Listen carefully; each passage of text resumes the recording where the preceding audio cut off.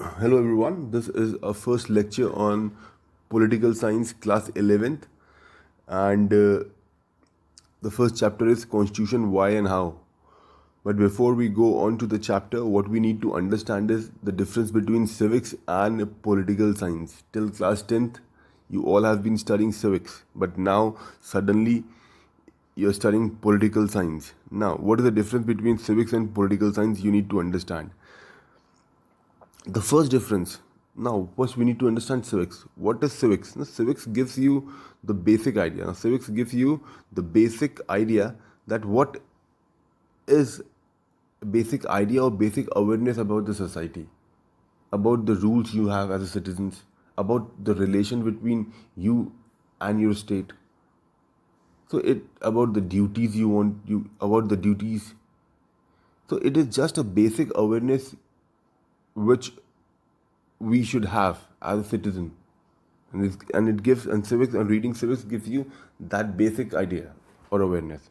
Whereas when you study political science gives you the in-depth knowledge of the political system, about the politics, about the procedures, about the government, about the institutions, about the principles like liberty, equality, fraternity, about the state of institutions, about judiciary. So it is a very wide and in-depth branch of SST, social science.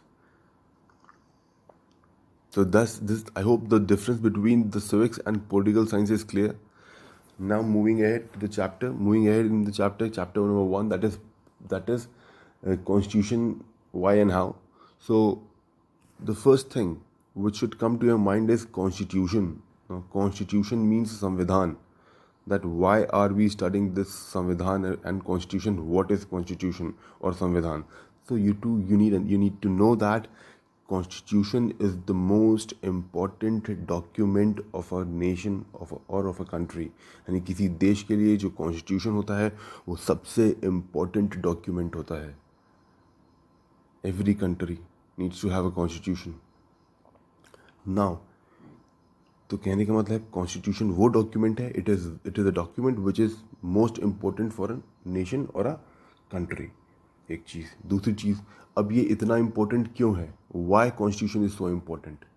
इसका answer, constitution is important because it gives you the basic idea about the kind of government we have in the country, about the basic rules and regulation of the country, about the rights of the people, etc. यानी कि कहने को बोले constitution gives you constitution tells about the kind of government you have in the country. किस तरह की government है आपके देश में, number one. Number two, it gives you about the basic rules and regulation you have in the country.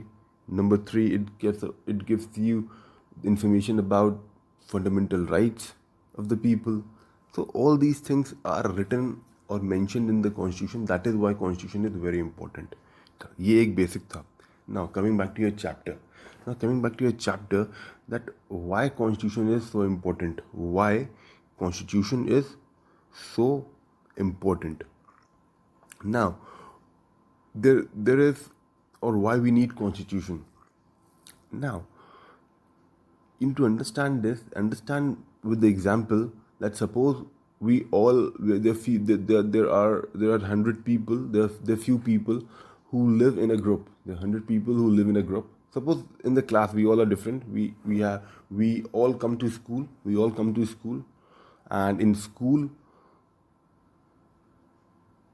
or in society, whatever you want to take it, we will take any example, either of the school or either of any society. So let's take with the society one. So we have a social group, and we all live in that social group. And we all belong to different caste, religion, culture. We speak different languages. We have different economical background. So we are different in many ways, but we live together. In this particular group. कहने का मतलब है एक group है, suppose करो एक group है जिसमें हम रहते हैं, और उस ग्रुप में बहुत सारे लोग हैं, and we are different in many aspect. हम बहुत सारे डिफरेंट एस्पेक्ट में एक दूसरे से अलग हैं, बट साथ में रह रहे हैं. Now whenever people who live together in a group, in a country, in a social group, in a state. So they all need certain rules and regulation.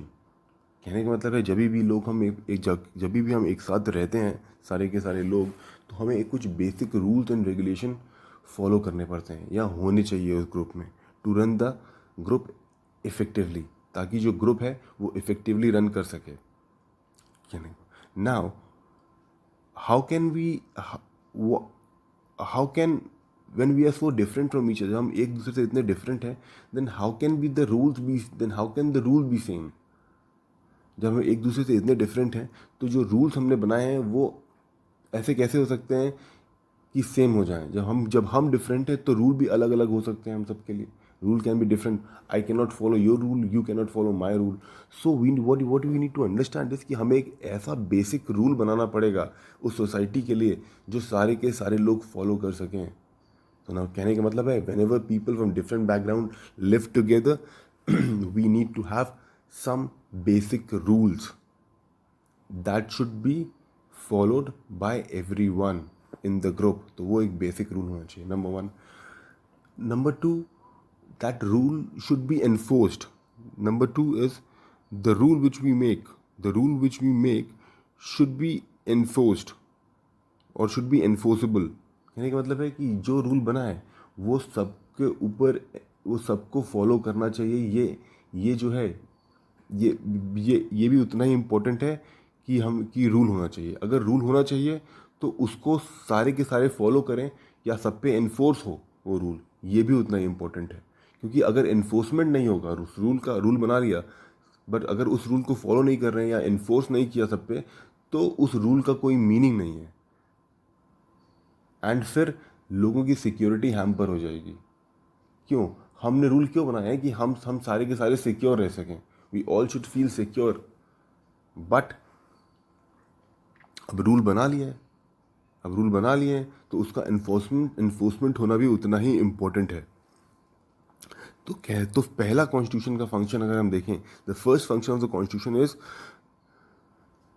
Is to provide a set of basic rules that allows minimal coordination amongst the member of the society. अब दूसरी चीज़ पे आते हैं कि अब हम ये जो रूल्स हैं ये बनाएगा कौन. सबसे इम्पोर्टेंट है ये जो रूल की बात हुई कि हमने एक सोसाइटी में सारे के सारे लोग एक साथ रह रहे हैं और कुछ रूल्स होने चाहिए, बेसिक रूल, और उन रूल को एनफोर्स भी करना चाहिए, पालन भी होना चाहिए. But second question which is important is इन रूल्स को बनाएगा कौन. Who is going to come up with this rule. This is important question. Now it can depend upon the kind of society we have. ये किस पे डिपेंड करता है? The kind of society we have.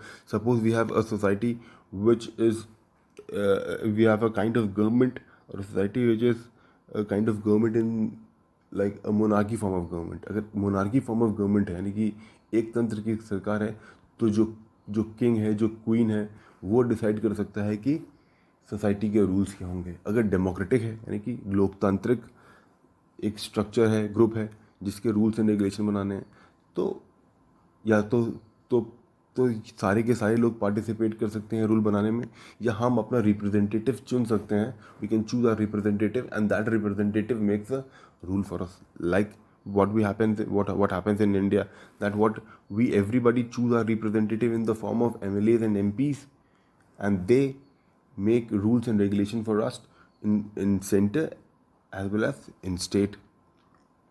MPs make rules at the center, MLAs make rules for the state.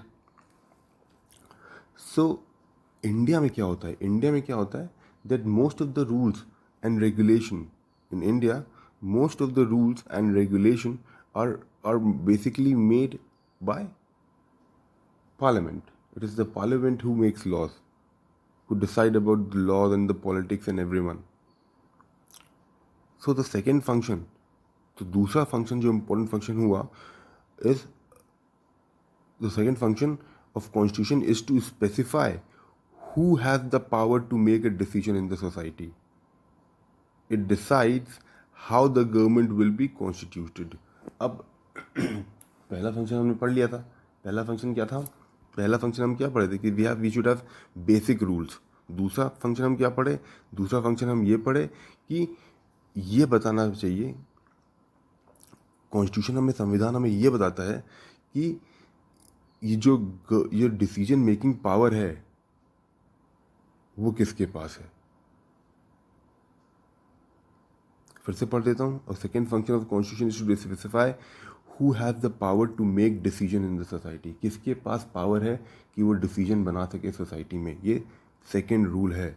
It decide how the government will constitute, या ये सरकार बनेगी कैसे। अब आते हैं थर्ड फंक्शन। अब थर्ड फंक्शन की बात करें तो थर्ड फंक्शन में ये कहते हैं, थर्ड फंक्शन में हम ये बोलते हैं कि थर्ड फंक्शन कि सपोज गवर्नमेंट बना लिया, पहले हमने सेट ऑफ रूल्स बना लिए। अब सेट ऑफ रूल्स किसने बनाए, ये भी हमने डिसाइड कर लिया कि एक ऑर्गेनाइजेशन है, गवर्नमेंट है, रिप्रेजेंटेटिव है, हम as a people in a group हमने वोट किया, अपना रिप्रेजेंटेटिव बनाया, उस रिप्रेजेंटेटिव ने हमारे लिए रूल्स बनाए और उसने गवर्नमेंट या सरकार बनाई, एक शासन प्रणाली बनाई, दैट इज़ गवर्नमेंट बनाई। बट हाउ, ये कैसे कह सकते हैं कि वो जो जो गवर्नमेंट बनाई, जो हमने गवर्नमेंट बनाई है वो प्रॉपरली वर्क करेगी कि नहीं करेगी। ऐसा तो नहीं है कि वो जो रूल्स हमने बनाए हैं वो उसको उसके उसके उसके ऊपर वर्क करने लगे, या लोगों की जो पावर है, लोगों की राइट्स छीन ले। We all belong, suppose we all belong to, I have already told, we all belong to different religion, caste, speak different languages, speak different clothes, and suppose जो representative हमने बनाया वो representative started saying कि you have to follow these principles, you should practice only one religion, you all should practice one religion, you should wear these kinds of clothes, you should eat these things, you are not allowed to sing, you are not allowed to watch TV, you are not allowed to walk on the streets, you are not allowed to express things out. So then it will be different. So then it will be difficult.